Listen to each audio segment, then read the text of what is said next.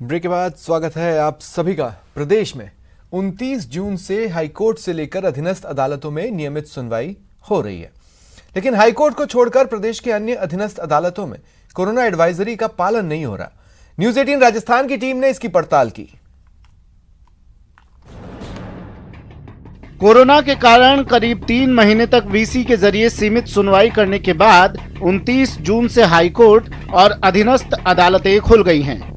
High court में तो corona advisory का पालन हो रहा है, लेकिन अधीनस्थ अदालतों में social distancing, sanitization, thermal scanning नहीं हो रही।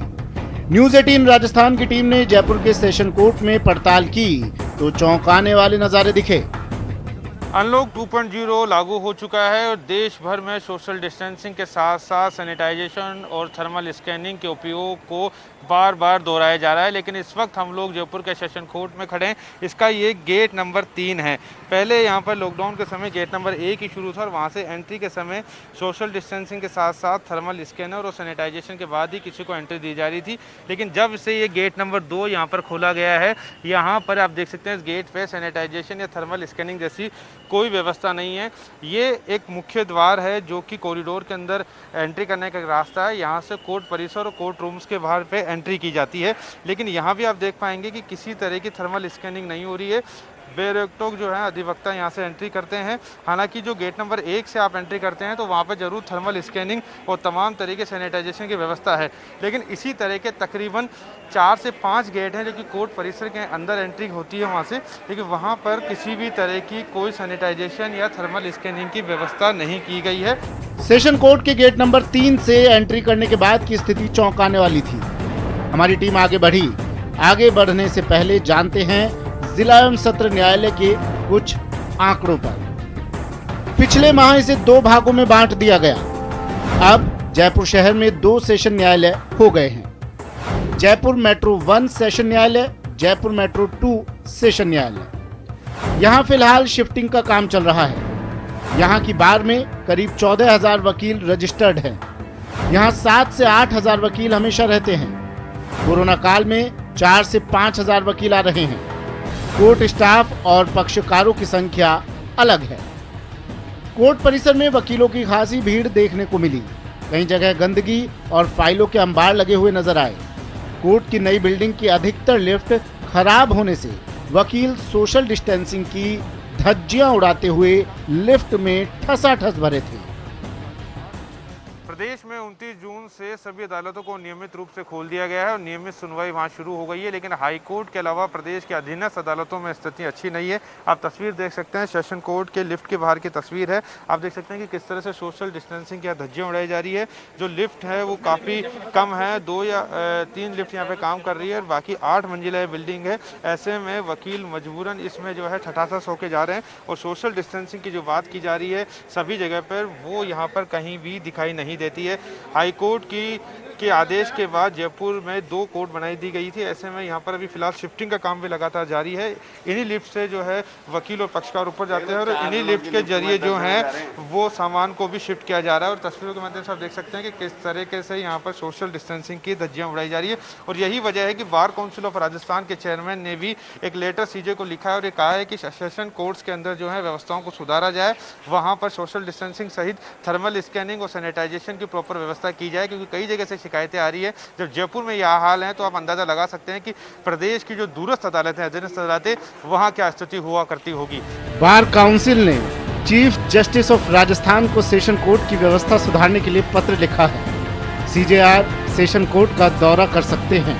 29 तारीख से नियमित अदालतें खुल गई हैं और इसमें ट्रायल को छोड़कर बाकी सारे मामलों में सुनवाई जारी है, जिसमें सिर्फ अधिवक्ता आ सकते हों। इसके लिए हमने अभी आज माननीय मुख्य न्यायाधिपति से समय लिया है और द बार एसोसिएशन जयपुर की तरफ से हम मुलाकात करने आज दिन में माननीय मुख्य न्यायाधिपति से मिलेंगे। और उनके द्वारा जो जारी किए गए सर्कुलर थे और उन सर्कुलर में जो सोशल डिस्टेंसिंग और जो चिकित्सीय परामर्श और चिकित्सीय सुविधाओं के बारे में और सफाई के बारे में जो गाइडलाइन जारी की गई थी, उनका पालन न्यायालय प्रशासन द्वारा नहीं किया गया है और इसमें असमर्थता जारी करने की वजह से हम आज उनसे मिलके और इसके अंदर पालन करवाने का प्रयास करेंगे।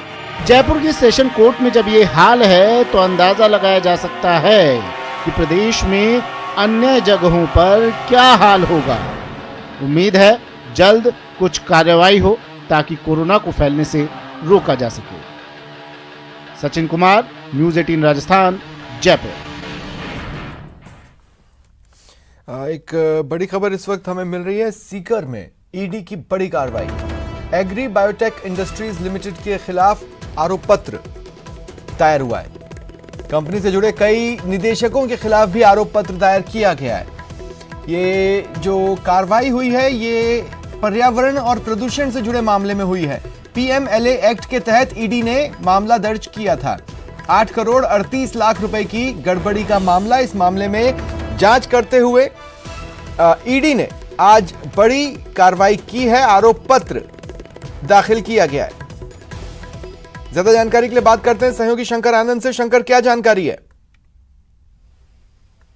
दरअसल ये पर्यावरण के साथ में एक खिलवाड़ करने का मामला है और ये मामला जो है साल 2004 से लेकर जुलाई 2012 के बीच में है और राजस्थान के सीकर में स्थित जो एक कंपनी है जिसका नाम है मेसर्स एग्री बायोटेक इंडस्ट्रीज और इसके जो मैनेजिंग डायरेक्टर हैं गिरधर गोपाल बाजोरिया और आशुतोष बाजारिया, इसके खिलाफ मामला दर्ज किया गया है। और दरअसल इसको जो कानून वहां पे सरकार के द्वारा जो एक मान्यता दिया गया था कि वहां पर इस कंपनी जो है 45,000 लीटर एक्स्ट्रा नेचुरल अल्कोहल जिसे ENA भी कहा जाता है और RS जो है उसको निकालने की इजाजत दी गई थी, लेकिन उससे ज्यादा तकरीबन 65,000 से ज्यादा एक्स्ट्रा नेचुरल अल्कोहल ये निकाला जा रहा था जिसका असर वहां के पर्यावरण पर पड़ रहा था।